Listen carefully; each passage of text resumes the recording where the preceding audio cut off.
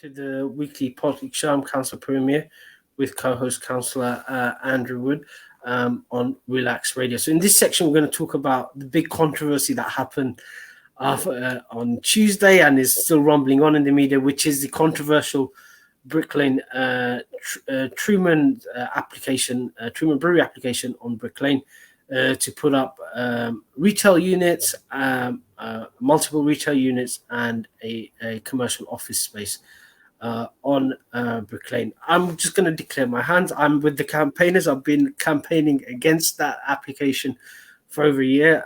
The Sunday before, we did a funeral procession march with an empty coffin, symbolising what we think this application means to Brick Lane and generally the area. But I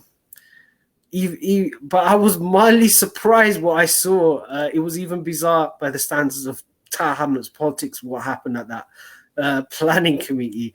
I was sort of like glued on. I did a little mischievous little blog piece called a Tower Hamlets Zone Special, the Truman Brewery episode, and you could read that on my website. But over to you, Andrew. You've been following this quite closely as well. I know when we spoke, you watched some of the planning committee goings on.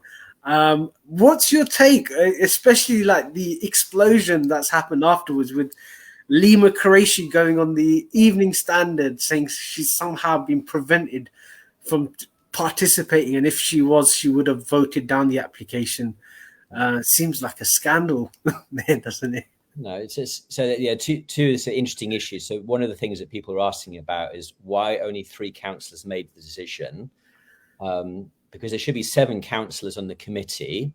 So one of the councillors from an opposition party, he never turns up. He doesn't attend that committee. So you're down to 6.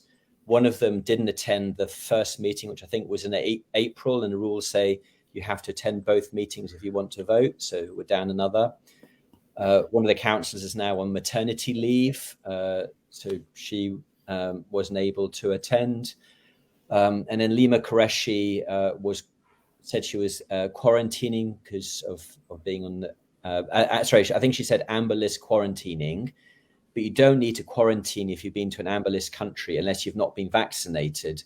So I was slightly unclear. Does that mean she hasn't been vaccinated, or does she not understand the rules? But anyway, because of that, she wasn't in the room. And the rules is that you can only vote if you're physically in the room now. And so in that case, there are only 3 councillors left who were physically in the room. And in the end, they did split 2-1. But Councillor Qureshi did say if she had been in the room, she would have voted against it, in which case it would have been 2-2. And the chair voted against it. Normally, if you have a tie, the chair votes. So in that case, what would have happened is it would have been rejected. So that was the sort of first issue. And we've seen this before, is that who actually turns up at planning committee actually can have quite a big impact, even though you start off with lots of councillors. And then the other sort of interesting thing I thought was, so Mayor John Biggs, after the meeting, he put out some tweets and he said, I understand the concerns of residents and business owners that increasing development threatens the character of the area and the viability of our small business community. I share these anxieties.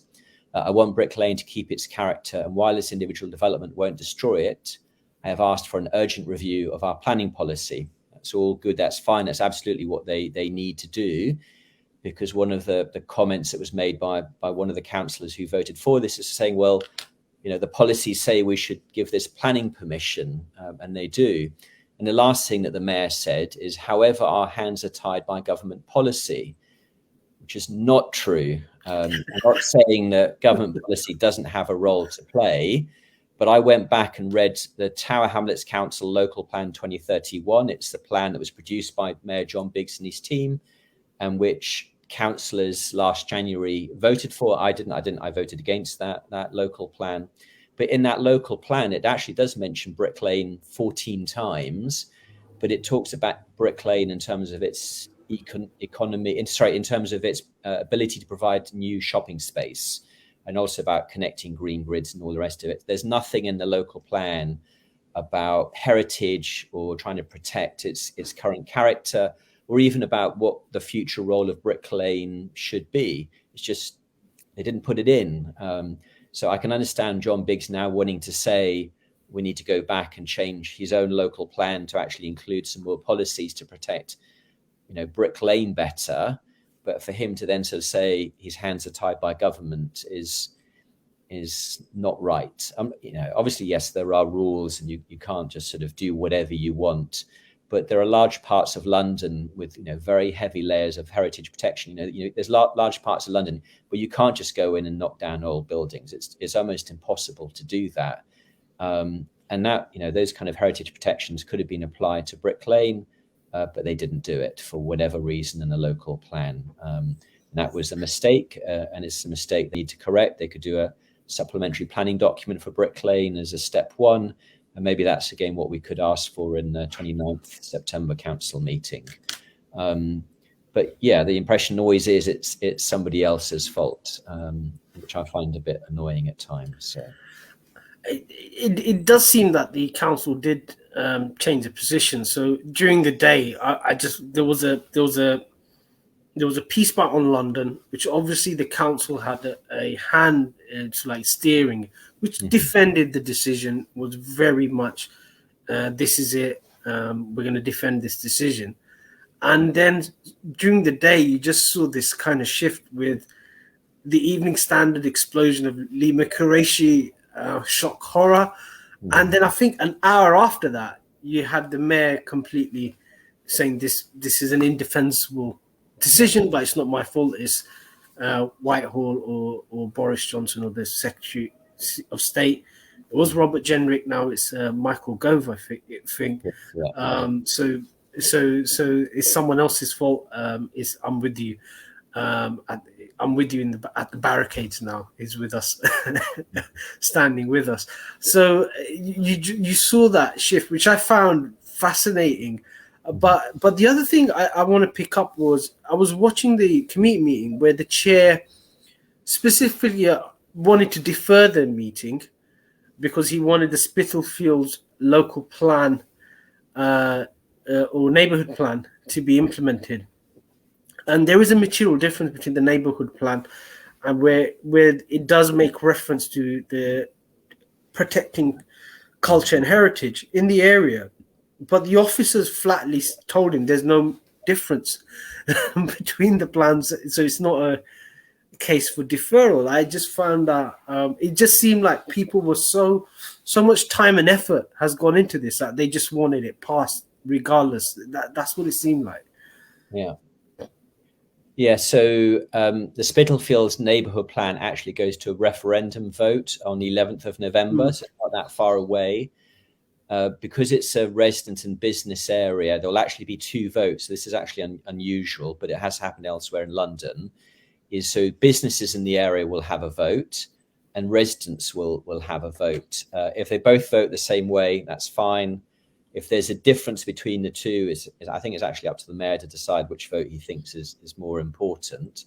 And I think the other point to make about this application, in isolation, just on this site itself, it's not, it's a car park today. It's not a major issue. The problem is what we find very often in Tower Hamlets is that once you make a planning decision, it sets a precedent for everything that follows thereafter.